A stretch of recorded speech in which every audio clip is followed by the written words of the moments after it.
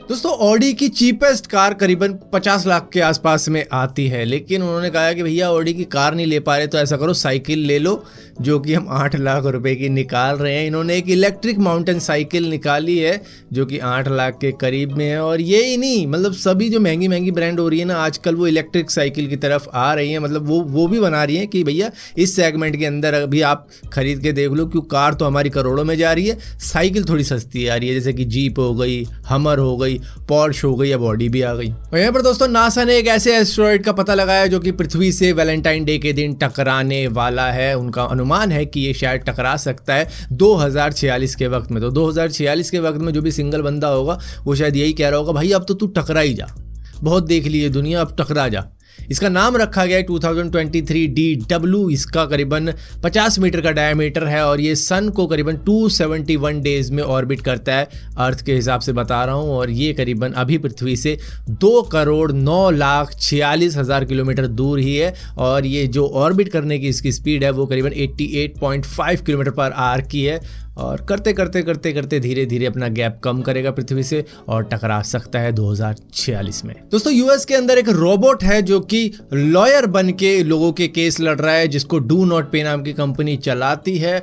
वो कहती है कि भैया अगर आपको कोई चालान हो गया, ट्रैफिक ऑफेंस हो गया, जो छोटे मोटे काम हो गए हैं जिसके अंदर आपको चालान पे करना पड़ेगा, तो उसके लिए ये केस लड़ेगा आपके लिए। और ये डू नॉट पे इसलिए है कि अगर ये केस हार जाता है तो आपको वो फाइन पे नहीं करना है, बल्कि ये कंपनी ही वो फाइन पे करेगी। एक तरीके से अभी फिलहाल के लिए प्रैक्टिस कर रहे हैं, क्योंकि इन्हें कुछ लोग चाहिए जिनके लिए केस लड़े फ्री फंड में, और उनका अगर अच्छा होता है तो ठीक है, अगर बुरा होता है तो मतलब इसकी प्रैक्टिस हो जाएगी, फाइन वाइन भर देगा, कोई दिक्कत नहीं। लेकिन इसकी तो फ्री में प्रैक्टिस हो रही है, जिसकी वजह से शिकागो बेस्ड एक लॉ फर्म एल्डिसन ने इन पर केस कर दिया है कि भैया तुम्हारे पास लाइसेंस नहीं है, तुम्हारे पास कोई लॉ की डिग्री नहीं है, तुम कैसे केस लड़ सकते हो। जिसकी वजह से इनको कोर्ट के अंदर घसीटा गया जो डू नॉट पे कंपनी है। तो देखो क्या होता है, मेरे हिसाब से तो कुछ नहीं होने वाला, क्योंकि क्या होता है कि कई बार जब आप अपना केस खुद लड़ रहे होते हो तो आपके पास में तो कोई डिग्री होती नहीं है, लेकिन आपको तो चाहिए कि भाई मैं किसी तरीके से अपना केस जीत जाऊं, तो आप सारे सवाल जवाब करते हो तो वो चलता है। तो ये रोबोट क्यों नहीं चल सकता, वही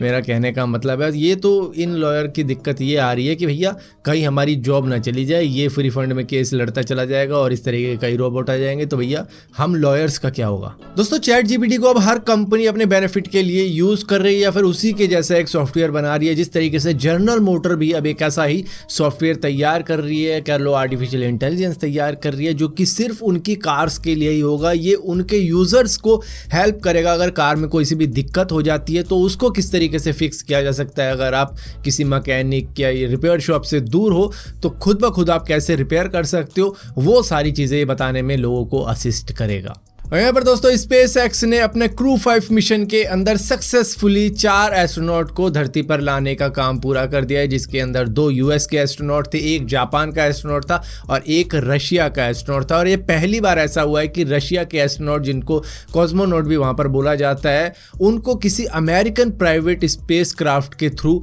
वापस लाया गया है धरती पर। ये पहली बार ऐसा हुआ है और ये सारे के सारे एस्ट्रोनॉट ही 5 महीने तक स्पेस में रह के आए हैं। दोस्तों आईफोन 14 प्रो मैक्स हो या फिर 14 हो, इन सभी सीरीज के अंदर हुआ ये है कि इनके बेजल्स वैसे के वैसे ही रखे गए हैं, ज़्यादा पतले किए नहीं गए हैं। लेकिन आईफोन 15 प्रो के कुछ लीक सामने आ रहे हैं, जिसके फ्रंट ग्लास के लीक निकल कर आए हैं कि उनके बेजल्स काफ़ी ज़्यादा थिन होने वाले हैं। तो फाइनली इन्होंने अब कंसिडर किया है कि चलो अगली इनोवेशन हम क्या दिखाएंगे आईफोन के अंदर, कि उसके बेजल्स को छोटा किया जाएगा, बाकी सेम ही रहेगा। दोस्तों मार्क ज़करबर्ग की कंपनी मेटा अब ये प्लान बना रही है कि वो ट्विटर का एक राइवल निकालने वाले हैं। तो वो ट्विटर के जैसा ही एक प्लेटफॉर्म निकालेंगे, पता नहीं कब निकालेंगे। जिसके बाद में जैसे ये बात एलॉन मस्क को पता चलती है, उन्होंने कह दिया मार्क ज़करबर्ग एक कॉपी कैट है। वो तो चलो हमको मालूम ही है, क्योंकि इन्होंने बहुत सी चीज़ें कॉपी करी है, जैसे कि टेलीग्राम के फीचर को कॉपी कर लिया है, शॉर्ट्स के जो टिकटॉक से निकाले थे उसको कॉपी कर लिया है, और इसी के साथ साथ ट्विटर का पता लगा कि इन्होंने ब्लू वेरिफिकेशन बैच पेड कर दिया है तो इन्होंने भी कर दिया, और पता नहीं क्या क्या ये कर रहे हैं।